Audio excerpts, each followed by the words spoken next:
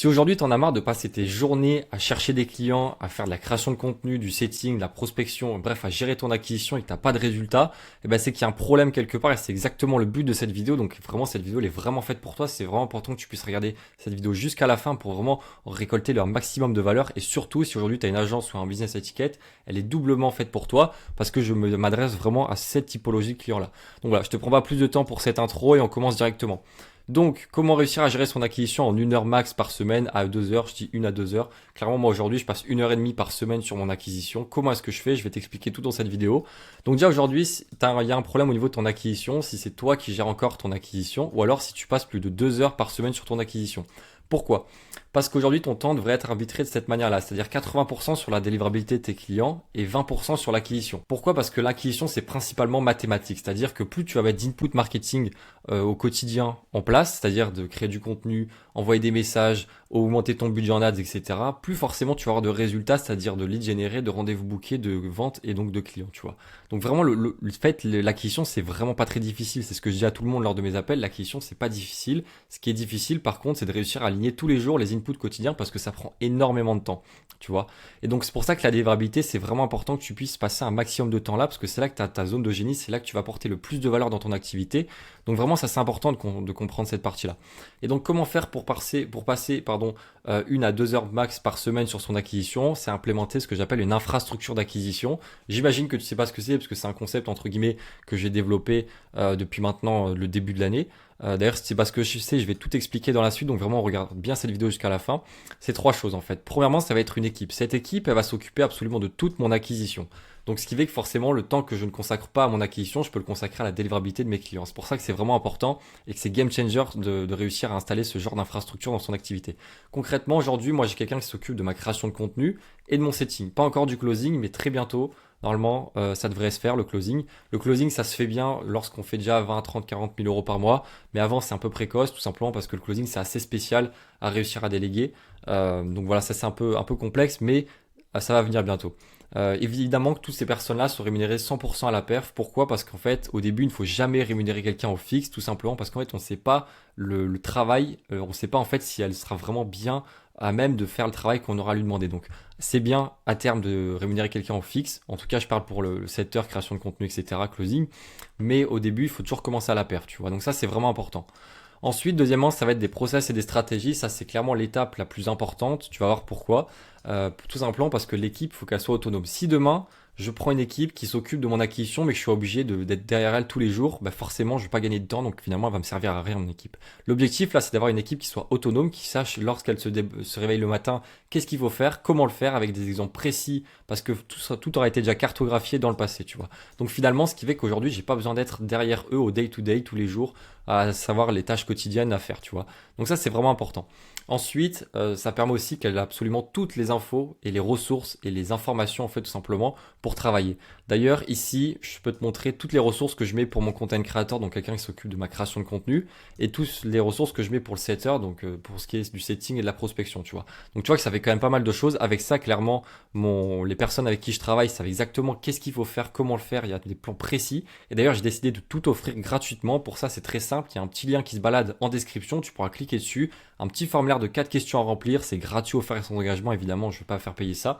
Même si clairement, je pourrais le faire payer plusieurs milliers d'euros tellement il y a de valeurs qui sont partagées dans ces documents. Et ensuite, tu pourras récupérer la petite roadmap avec toutes ces ressources offertes à l'intérieur. Donc voilà, je compte vraiment sur toi pour les récupérer en description. Ensuite, troisièmement, ça va être d'utiliser les outils et les logiciels. Ça, c'est hyper important parce qu'évidemment, l'objectif, c'est de garder un contrôle sur son acquisition. Tu vas voir, on va en parler à la fin de la vidéo. C'est hyper important d'avoir le contrôle sur son acquisition. Il ne faut pas l'externaliser. Bref, on va en parler juste après. Donc, ces outils et ces logiciels, ils vont me permettre premièrement de gérer mon acquisition et mon équipe parce qu'en fait, en gérant mon équipe, je gère aussi mon acquisition. Donc ça, c'est vraiment important de comprendre ça.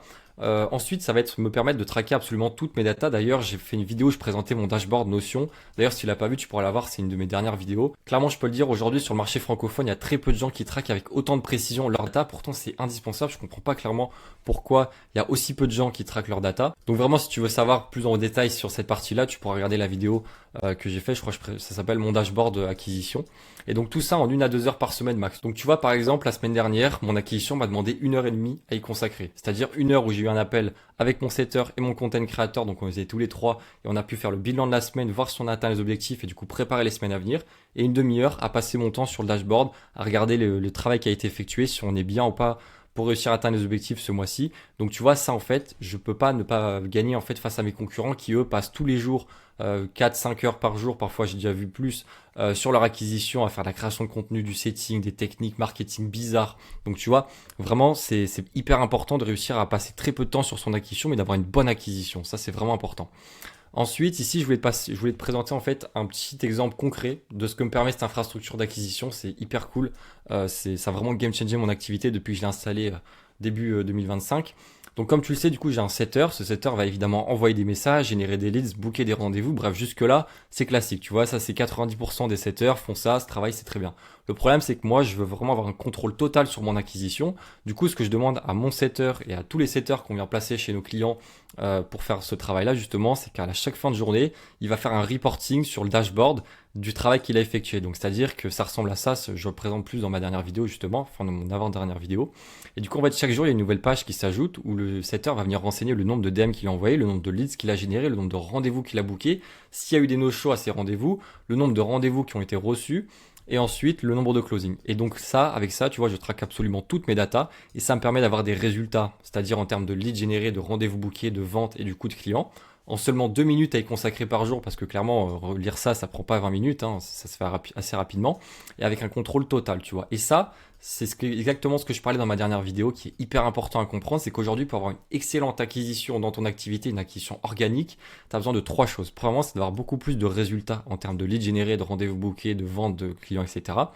En moins de temps à y consacrer, parce que comme je le disais, c'est pas là que tu vas apporter le plus de valeur, c'est pas là que tu devrais passer la majeure partie de ton temps, c'est plutôt sur la délivrabilité de tes clients, tout en gardant un contrôle, tu vois. Et ça, aujourd'hui, l'intersection de ces 3 cercles, c'est ce que j'appelle du coup une infrastructure d'acquisition, comme tu l'auras compris.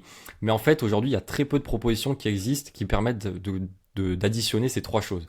Parce qu'aujourd'hui, il y a beaucoup d'agences qui existent, qui vont te proposer de faire de la création de contenu, du setting, des ads, etc. Le problème, c'est que ça va te permettre d'avoir plus de résultats en moins de temps, effectivement. Le problème, c'est que tu vas perdre le contrôle de ton acquisition parce que c'est des agences qui demandent 2, 3, 4, 5 000 euros par mois pour la création de contenu et du setting pour les plus connus, ces agences. C'est très bien parce que elles vont tout faire le travail. Le problème, c'est que c'est extrêmement cher. Enfin, 5 000 euros par mois, c'est très peu de gens peuvent se le permettre quand on démarre. Et surtout, tu vas perdre le contrôle de ton acquisition alors que c'est littéralement les fondations sur lesquelles repose ton activité. Enfin, trouver des clients quand on a une activité, un business, une entreprise plus largement, c'est indispensable. Tu vois, tu peux pas passer à côté.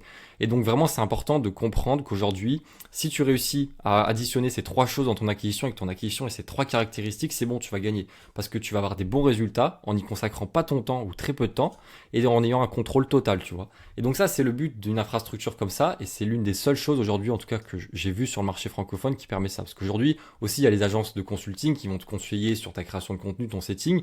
Le problème, c'est que tu vas avoir plus de résultats en gardant un contrôle. Le problème, c'est que ça va te demander beaucoup plus de temps parce qu'elles vont te demander de faire ci, de faire ça, parce qu'apparemment, c'est ce qui fonctionne, c'est ce qui est tendance, etc.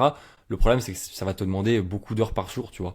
Donc forcément, tu pourras pas gagner. Donc voilà, j'espère que cette vidéo t'aura donné un maximum de valeur. J'espère que vraiment tu auras pu comprendre ce concept, comme quoi tu n'as pas besoin de passer beaucoup d'heures par jour sur ton acquisition. Si aujourd'hui tu passes plus de 2 heures par semaine, clairement, c'est qu'il y a un problème quelque part, qu'il va falloir identifier d'où vient le problème et ensuite régler ce problème. C'est hyper important parce que sinon tu pourras pas t'en sortir. Enfin, t'imagines si demain tu passes 5 heures par jour, ça fait énormément d'heures sur le mois. C'est du temps qui n'est pas consacré à ta zone de génie, là où tu peux apporter un maximum de valeur. D'ailleurs, n'oublie pas que si jamais tu veux récupérer l'ensemble des ressources que je mets à disposition de mon content creator et de mon setter gratuitement, c'est très simple. Il y a un petit lien qui se balade en description. Tu pourras cliquer dessus, remplir un petit formulaire de 4 questions et ensuite tu le recevras directement, même pas dans ta boîte mail, directement après la validation du formulaire. Donc voilà, je compte sur toi. Je te dis à très bientôt dans une prochaine vidéo qui, je te l'assure, va donner beaucoup de valeur également.